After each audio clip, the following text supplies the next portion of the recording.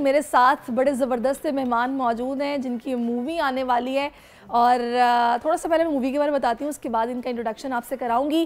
गैर मामूली अदाकारी के हामिल अदनान शाह टीपू एक बार फिर से अपने मद्दाहों को सरप्राइज़ देने वाले, क्योंकि 29 सितंबर को उनकी फिल्म आ रही है जिसका नाम है 13, जो रिलीज़ होने जा रही है। एक्शन और थ्रिल से भरपूर ये मूवी है। मुझे ट्रेलर बड़ा पसंद आया और होप सो ये मूवी भी इतनी अच्छी होगी, लेकिन ये कैसी है ये हम जानेंगे। इस वक्त हमें ज्वाइन कर चुकी हैं इफ़रा नबील, हमारे साथ मौजूद है, एक्ट्रेस है। Thank you so much for your time. और जनाब वहाज, वालेकुम सलाम, तकी और नबील साहब मदारी के बाद अब ये फिल्म 13 लेके जनाब आ गए। तो सबसे पहले मैं आपकी तरफ आती हूँ, डायरेक्टर साहब ज़रा मुझे बताएं ये क्या इसके पीछे सोच थी, ख्याल था? सोने के लिए लेटा था, नींद नहीं आ रही थी सोचा हालात पे कुछ लिख देते हैं। अच्छा, तो बस ऐसी एक छोटा सा शॉर्ट फिल्म का हालात आइडिया ज़हन था। में थे आपके? पाकिस्तान के जो चल रहे हैं ये सब तो चल रहा है, क्या चल रहा है यहाँ पे। अच्छा, तो स्टोरी ज़रा कुछ थोड़ी सी बताएंगे किस तरह की? स्टोरी के मेन पॉइंटर्स हैं, बस सिर्फ पॉइंटर ये हैं कि एक साइकोपैथ किलर है जिसकी एक हिट लिस्ट है जिसमें 13 लोग हैं और वो उनको मारने के लिए निकला हुआ है। ऑन दी अदर हैंड एक पुलिस फोर्स है जिसमें मेन जो दो कैरेक्टर्स हैं हमारे वो तकी और वहाज हैं, और उसके अलावा क्राइम ब्रांच इसमें इन्वॉल्व है जिसमें सलीम मिराज साहब हैं और इफ़रा हैं, और बस इनकी टकरार है पूरी फिल्म के अंदर। मैं चाहूँगी तकी ज़रा थोड़ा सा बताएं अपने कैरेक्टर के बारे में, और कितना मुश्किल रोल था या बिल्कुल आसान था, कैसा एक्सपीरियंस कैसा रहा? चले, वो जो आपने कहा है वो किसी ने सुना मेरे अलावा अब आप बताएं क्या बताएं, कैरेक्टर बताएं। तो जो मैंने कहा था वो रिपीट कर दूं क्या? नहीं आप कैरेक्टर बताया, वो छोड़े हो रहने दे। अच्छा, नहीं, कैरेक्टर बहुत मज़े का था, वो लिखा बहुत अच्छा था। हमारे जो राइटर और डायरेक्टर हैं, और तो करने में बहुत मज़ा आया। और फिल्म की जो असल जान थी वो ये थी कि सलीम मिराज और अदनान शाह टीपू, इन लोगों के साथ मैंने पहले भी बहुत काम किया है, लेकिन इस दफ़ा ये लोग मेन लीड्स पे थे, तो इन लोगों के साथ स्क्रीन शेयर करना ये एक बड़े ऑनर की बात थी। बिल्कुल। अच्छा वहाज, आप बताइएगा आपका एक्सपीरियंस कैसा रहा? मेरे लिए तो एक न्यू एक्सपीरियंस था। ये लोग तो फिर भी माशाल्लाह ज़्यादा काम करते हैं, और सारे सीनियर्स हैं, सीनियर्स के काम के साथ काम करना इज़ ऑलवेज़ गुड। तो बड़ा अच्छा रहा एक्सपीरियंस और सीखने को बहुत कुछ मिला, और जो हमारी टीम थी बहुत अच्छा था। अच्छा, हाँ, शूट यानी मज़ा आया? बहुत बहुत बहुत। चले, मैं अभी डायरेक्टर साहब से पूछूंगी ना, आप में से तंग किसने किया ज़्यादा? कौन टाइम पे नहीं आता था, कौन कोशिश करता था कि बस निकलो भाई? एनी हाउ अच्छा इफ़रा, व्हाट अबाउट योर कैरेक्टर, कैसा कैरेक्टर था और मुश्किल था, आसान था? आई थिंक सो आप इंस्पेक्टर हैं इस मूवी में, स्पेशल एजेंट अंडर कॉप भी है, लेकिन इस बात से पहले कि मैं सीनियर्स में शामिल नहीं होती हूँ तो मैं टीम में ही, लेकिन मैं इनके सीनियर्स में शामिल नहीं होती।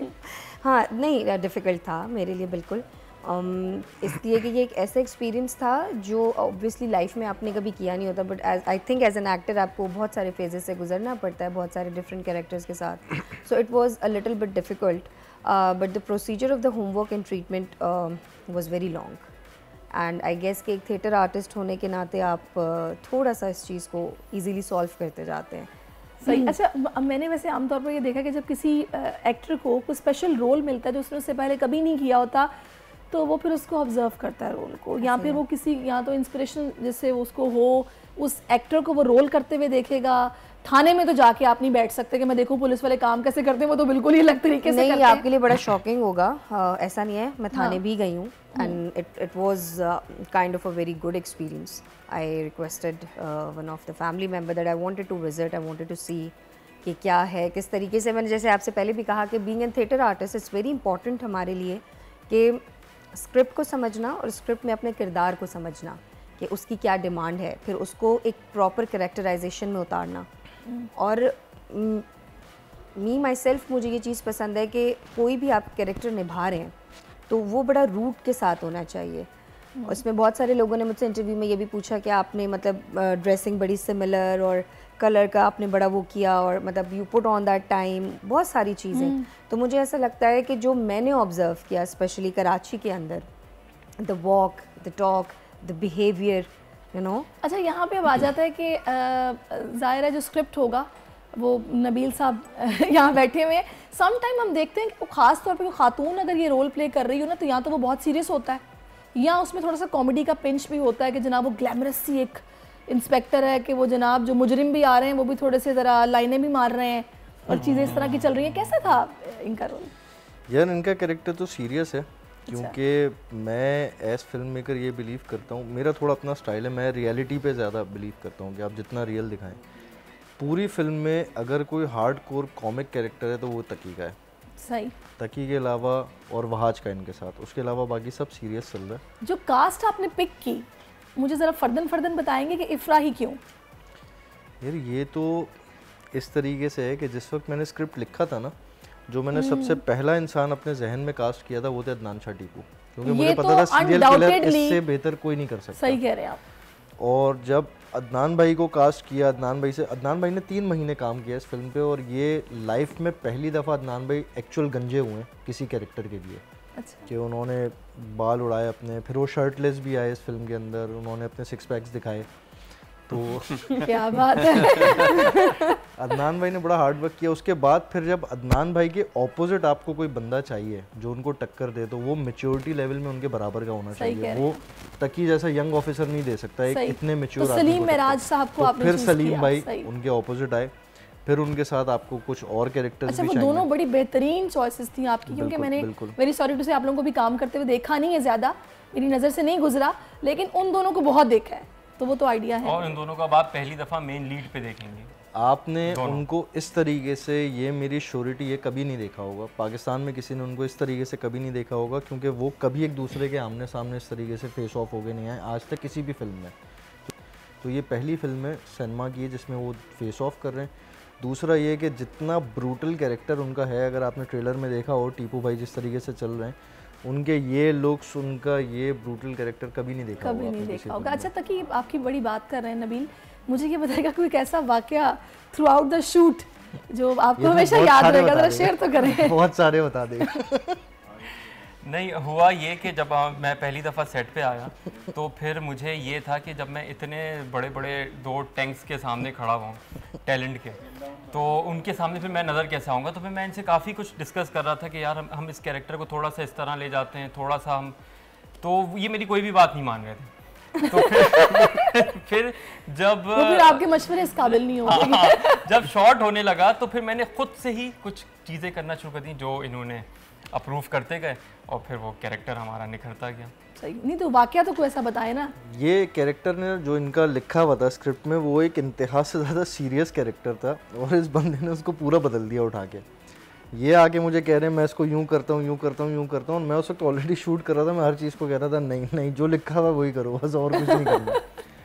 फिर इन्होंने अनइंटेंशनली एक चीज़ ऐसी की, वो आप खैर फिल्म में आप एक सीन देखेंगे, बहुत इंटेंस सीन था, बहुत पावरफुल सीन था, और बड़ा एक फिल्म का मेजर सीन था। उसमें इस बंदे ने एकदम से एक ऐसी हरकत की कि मैं तो हंसते हंसते चेयर से गिर गया। सब हंस रहे हैं वहाँ पे, डीओपी ने कैमरा छोड़ दिया, सब हंसते रहे, और उसके बाद फिर भाई साहब को मैं लेके बैठा और मैंने कहा भाईजान जो आपने करना है करेंगे, आप जो करना है आप करें। खुल के आ जाएं बाहर। तो फिर और मजा आया होगा काम करने का। तो महाज आप बताइए।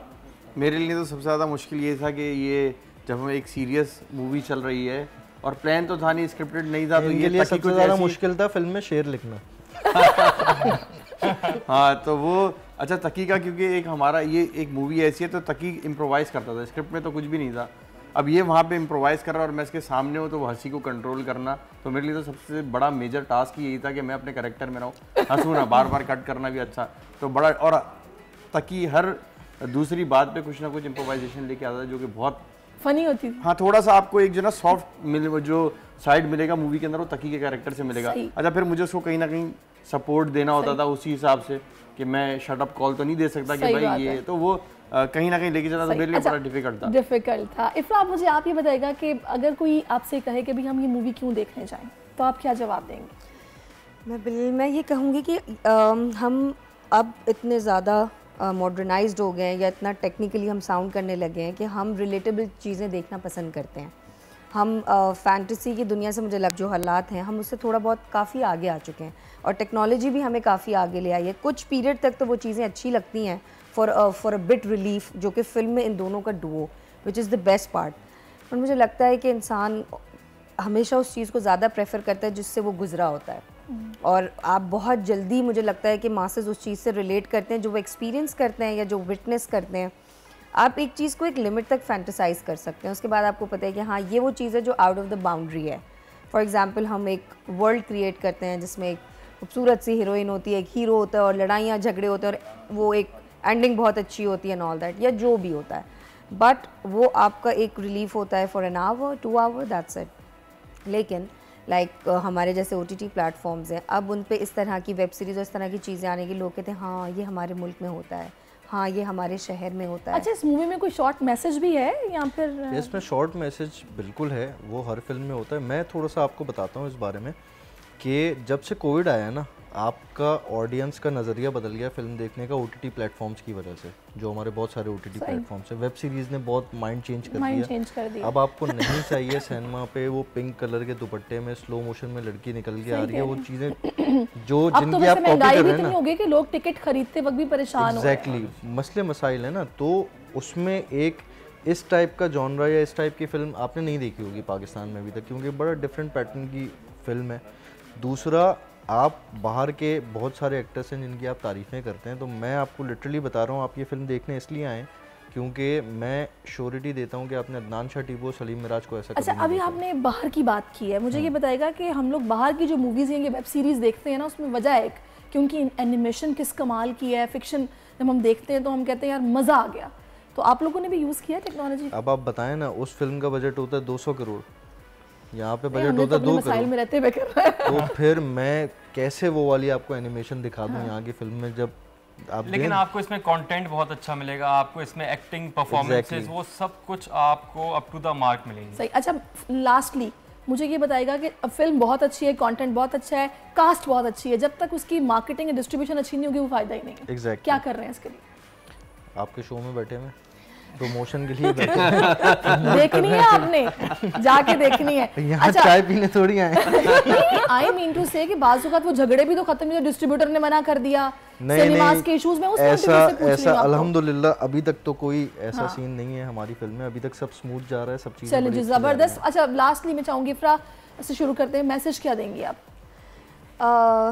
मैसेज मैं ये देना चाहूँगी जितने भी सुनने वाले हैं कि प्लीज़ आएँ और देखें, और एक very important message that don't pass your judgements before, जब तक वो चीज़ रिलीज़ नहीं होती आप उसे देखें ना, और कंपैरिजन्स ना करें कि अच्छा हमारे मुल्क में ये चीज़ ऐसे हो रही है, नहीं ये तो ऐसा है, ये वहाँ पर ऐसा होता है। फिल्म तो फिल्म होती है ना, फिल्म होती है, आप इंजॉय करें बस। एग्जैक्टली, इंजॉय करें और अपने कंटेंट जो है उसको सपोर्ट करें, अपने कंट्री के मीडिया को, अपने कंट्री के सिनेमास को सपोर्ट करें। अगर आप चाहते हैं कि वो ग्रो करे और फिर आप एक लेवल पे लेकर आएँ और कंपैरिजन्स करें, तो प्लीज़ आए, देखें और सपोर्ट करें।